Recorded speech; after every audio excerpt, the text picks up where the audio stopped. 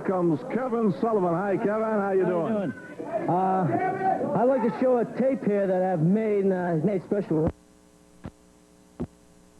I could. I'd just like to take something from Bob Roop's book. This is one of the great moments of sports for me.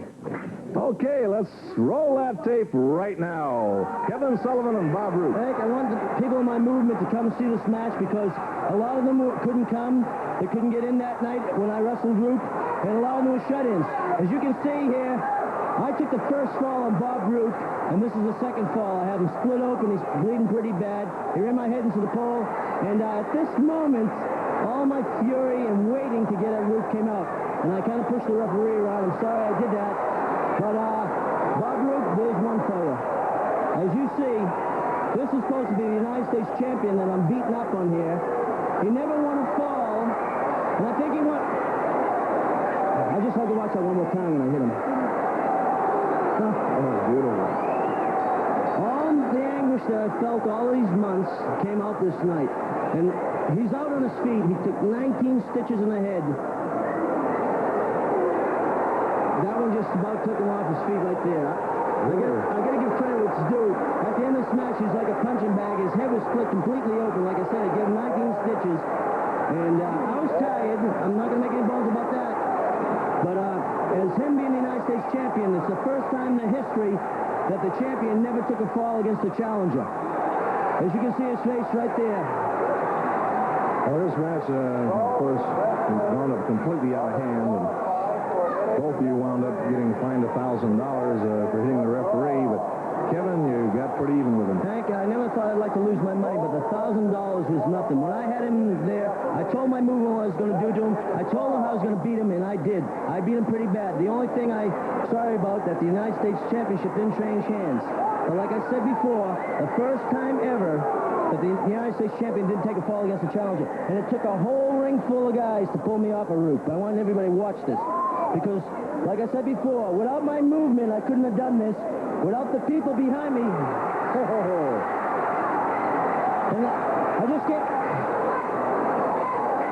Kevin's number one, or how on, Kevin? Well, I appreciate that. I just gave that one to Roop for a going-away present.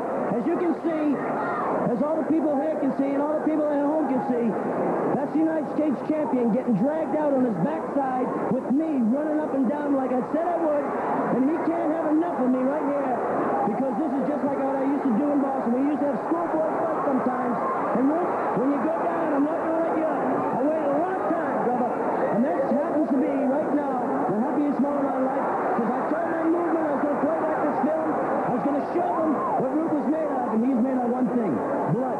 And the people saw it that night. He's a massive, no question, Kevin. Hey, the only thing I think is now that I've embarrassed him so bad, I heard he wants another piece of me. Well, brother, come on, because 19 stitches wasn't enough for you, Daddy. Next time I'm going to give it to you is going to be 119. And you can see it. And Kevin, next time, take that U.S. title. I'd like to say just one thing. I'd like to thank the guys for coming in the ring trying to stop this, because I didn't actually know at this point what I was doing. I was trying to injure him as badly as I could. And I don't think this has ever happened in the history of wrestling, that they took this many guys to pull one guy off another guy. And Roop, you're lucky everybody stayed to watch that match, because they knew what was going to happen. If I had about 4 less guys in that ring, you wouldn't have got away. And he's trying to make a great entrance here. And here it comes, his last chance. This is his last chance. He's so dizzy he doesn't know where he is. He thought he was getting out of the ring, going back in the dressing room. He didn't want any more of me then. And as you can see, they're grabbing him by his legs, trying to haul him out. Roop, this should be the last thing you ever think about. Because I want to tell you one thing. When you get to wrestle me again, I hope you do, and I know you want me. When we get ready to go out to the ring, take one good long look in the mirror. Because you're not going to look the same when I get through with you. Because you didn't look the same when I got through with you this time. That's for sure, Kevin. I'll show you people something really, really ugly, and I'd like you to get a close-up on this. Look at that. That's an ugly, nasty wound. This wound was inflicted by the fist of Kevin Sullivan. And if you look closely, when you took a look, you notice there's not too many scars on my head because I'm a fantastic athlete and a scientific wrestler. It takes a ruffian and a thug like Kevin Sullivan to do something like this. I had to wait 3 hours to get sewed up for a specialist, a plastic surgeon from the East Coast, to fly out here. And during that wait, I suffered a lot of pain because all I could remember was Kevin Sullivan beating on me, and I was seeing him through a haze of a film of my own blood. And when the surgeon got here and sewed me up, he told me that despite everything he could do, I'm going to have a scar here. And that means that every time I look in the mirror, when I'm shaving for the rest of my life, I'm going to see a scar, and I'm going to think of Kevin Sullivan. And that's the last memory I have of him, is him pounding on me, and I cannot go to my grave with that memory in my mind. I have a way. The memory I want in my mind of Kevin Sullivan, when I see this scar and I think of Kevin Sullivan, I want the memory of him where he is both physically and emotionally and mentally a broken man. I don't want to just break his arms and his legs. I want to break his heart, and I want to warp his mind. And I want to finish this thing once and for all, because I found out something Saturday night at the Cow Palace. I found out where Kevin Sullivan gets his strength, and he gets it from you people. And when he came down to the ring, he was very, very strong. But as the match progressed and you begin to see the kind of champion I am and the kind of fighting heart I have, you started losing your support for Kevin Sullivan. You started supporting me, and I felt him losing his strength. He hit me with his best shot, and he busted me open, but he didn't even knock me down or knock me out. Well, Sullivan, if your friends hadn't come down there and pulled me off you, I would have beat you and finished it right there. I want a match with you that will finish it once and for all, till the best man wins. I quit, Texas death.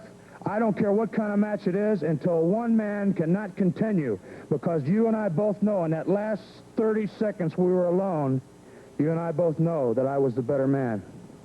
Okay. So I got a good reason to what I did, because usually I don't do that. Well, let's show that film, and you'll see why I did that. Okay, let's show that film right now. There it is. That's it. Look who's coming behind me with no reason at all. Look, Ray Stevens comes in and hit me for what? He's got no reason, no business to do there. And there, what I hit him, I says, hey, what that guy's doing there in the ring. So I hit him back, even with a clipper, because he had no business to do there. And I didn't even know who was the guy till to the moment he came to the ring. And he put his nose exactly what he's not supposed to do. And look, he's going to try again. I win that match. I was supposed to cut the hair of Dino. Look, he's got no business now. He attacked me behind like most of the American people. Look what he's doing behind me. I don't know the guy, nothing. And you can see now. So that's the reason why I didn't lose my temper. I'm not crazy, but I just want to teach him. I want to teach him a lesson. I don't want to see his face. Oh, and I you just better get out of here. Good lesson, okay? Wait, here I am. Get in the ring. Come on, get in the ring if you want to. Come on. Ray's challenging him to get in the ring. I gotta tell you, get up, go business for Whoa. Smirnoff, you better leave. Ray. I'll guarantee you one thing. That bald-headed, ugly-looking dude, I'll get him in a match, and when I do, I'll break both his arms and both his legs, and I'll guarantee you I'm going to try with everything in my power to get a match. Hey, well, yeah, we got a bill in there, a monster's worth accent. Oh, he is going down. He grabbed the hair. He denies it to the referee. Of course, the fans are screaming. Gambling him. Hair again in there. Takes Mercado down.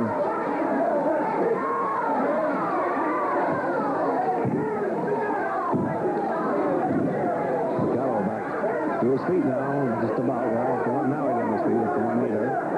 First locking her down by Smirnoff, and now, oh, look at that. They've got both hands locked together. Mercado trying to separate those hands.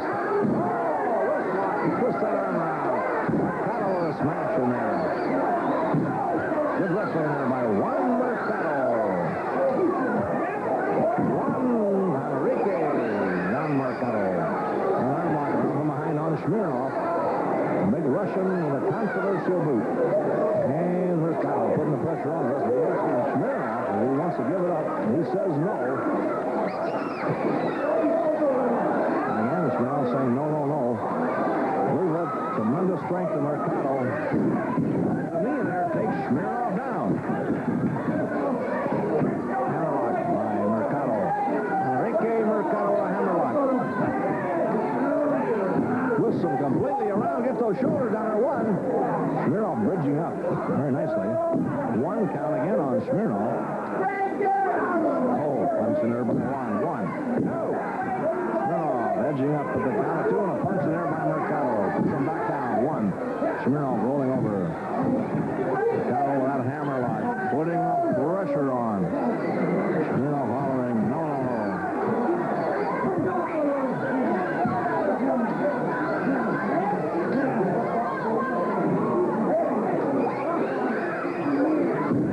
By Mercado.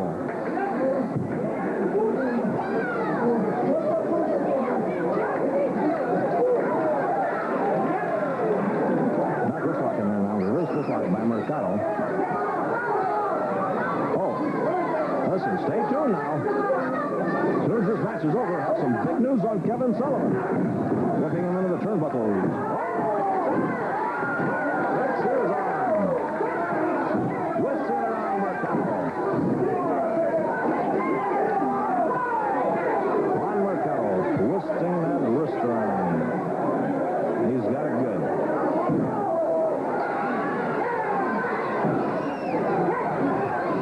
There by the big Russian. Another vicious match.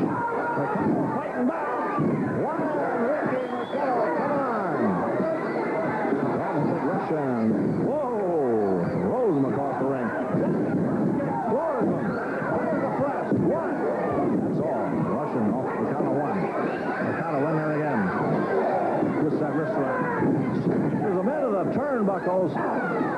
Another punch. Head first on the turnbuckles. Referee running him out. Another again head first. And again by Mercado. The referee turns him around. He's in the chair. Here comes Mercado. And he's out. He is out. One, two, three. Saturday, November 12th. Are you going to accept Mr. Hole's challenge? Well, listen, Mank. I got a lot of trouble with Dino. I wrestled him many times. The guy crippled me. He even say it's not true. He even say I'm lying. But I'm going to tell you one thing. Dino, since I'm back, I already beat you twice. I beat you here on the TV studio, and I beat you in the Cow Palace, right on the middle. So I got nothing else for me to wrestle you one more time. But I'm always study. Regardless of my opponent, I always study his background, his country, and I find out one thing about Hawaii many, many years ago, when at that time, when those people was very honorable people. But today they're not. But if you go back all those years, they used to have a custom there. When somebody lie, or somebody cheat, or a drunk, or a thief, they used to shave his hair. So that guy used to walk around town and be ashamed of himself because he had no hair. It'll take maybe 2 months before your big black hair come back, like most of Hawaiian people. So, Dino, you've been lying all the time since I'm here. Since I'm back from Russia after the miracle happened to my foot. Now you've been lying. I do this, I do that. I never beat you. You always give an excuse. But there will be no more now excuse because I'm going to accept the match. But for only one reason, you're going to put your hair in the line. If I beat you, I'm going to be the one who's going to cut your hair so you will not be able to come back here. And I know I will. I'm going to shave your head. But you'll take your boot off I'm going if to you shave lose. your head on the middle of the ring, and now you will not come back here bald head, because you know what that's mean for you people, Hawaiian. It's a shame. You're going to be ashamed of yourself because you're going to walk around. The people will not ask you what's happened. And we may they know find out what's you in that lie. boot. We got to go. So you're going to walk with no hair on your head. Okay, we're